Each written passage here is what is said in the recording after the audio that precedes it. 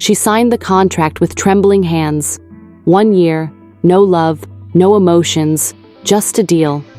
He was the coldest man she'd ever met, a billionaire with eyes like winter and a heart carved in ice. But what happens when the woman he bought to protect his image becomes the only thing he can't live without? When Mia Carter walked into the penthouse that afternoon, she thought it was just another interview. She needed a job, desperately. Rent was due, her mother's hospital bills were piling up, and her college dreams were slipping away. But instead of an HR manager, she found him.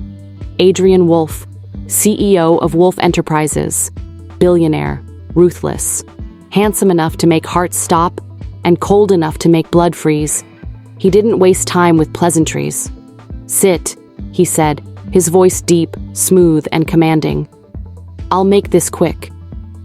Mia sat, confused but curious. "I don't need an assistant," he continued. "I need a wife." Her heart skipped.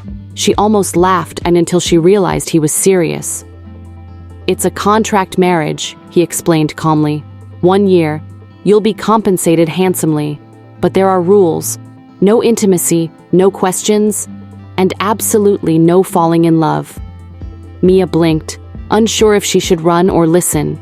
But when he slid a check across the table, more money than she'd ever seen, her world tilted. Her mother's hospital, her debts, her future, all could be solved with one signature. And that's how Mia Carter became Mrs. Adrian Wolf, the billionaire's contract wife. The first month was unbearable. Adrian was cold. He barely spoke, and when he did, it was with precision, like every word was weighed before being released. Their mansion felt like a museum, perfect, silent, and lifeless. At dinners, he'd sit across from her, scrolling through his phone. No warmth, no smile, just distance. But Mia wasn't the type to stay quiet forever. One night, she snapped. "Do you even know how to be human?" she blurted out. He froze, staring at her, the first real emotion she'd seen on his face. "Careful, Mrs. Wolf," he said coldly. "You're forgetting this is a business arrangement." "Then treat me like a person, not a transaction," she fired back. For a moment, silence. Then, something flickered in his eyes. That night, he didn't eat. But she caught him later, standing in the hallway outside her door, like he wanted to say something but didn't know how. Weeks turned into months. Mia started to notice things. The way Adrian's hand would linger slightly when passing her a glass.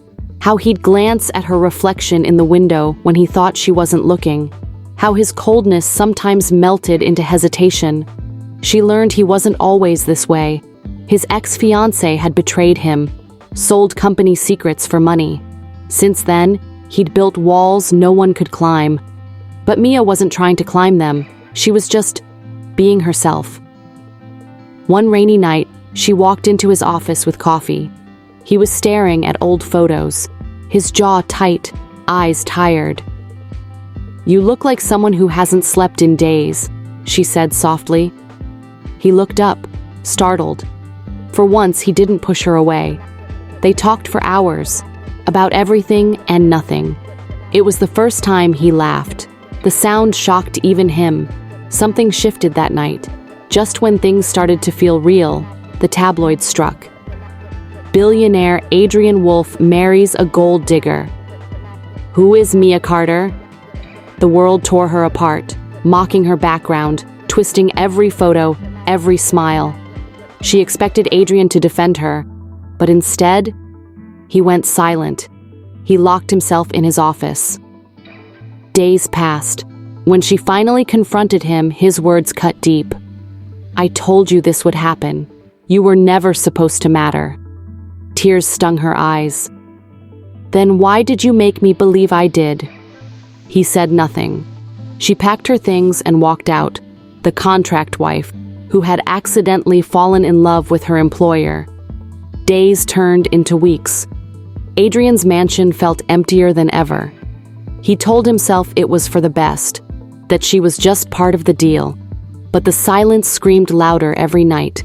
He found himself scrolling through her old photos, her smile haunting him. He even visited her mother's hospital anonymously, paying every bill, ensuring they lacked nothing. But when he saw Mia there, holding her mother's hand, laughing softly, something inside him broke. He realized the truth. He'd fallen for the one woman he was never supposed to love. Mia had moved back into a small apartment, rebuilding her life piece by piece.